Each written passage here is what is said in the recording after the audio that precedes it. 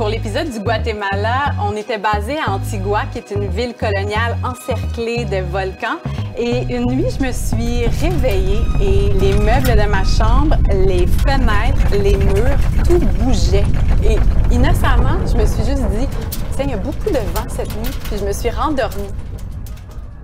Le lendemain, on m'a dit, mais il y a eu un tremblement de terre, tu ne l'as pas senti? Puis là, je me suis rendu compte à quel point je suis quelqu'un de pas stressé et peut-être même pas assez stressé.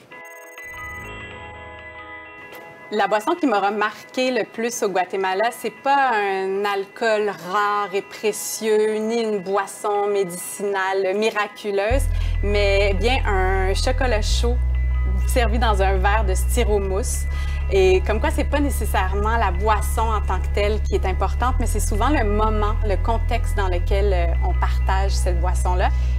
Et ce chocolat chaud, je l'ai partagé au sein d'une communauté maya avec des gens de la nation Cachiquel. C'est une communauté qui a vécu un génocide et qui est encore aujourd'hui ostracisée.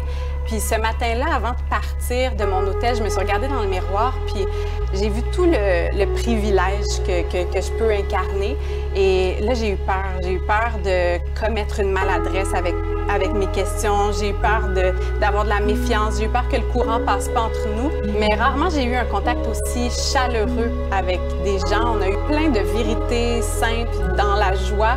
Puis quand je me revois marcher avec eux, comme si on s'était toujours connus, je me rends compte que c'est parfois dans l'inconfort qu'on transcende nos peurs, puis c'est là qu'on grandit.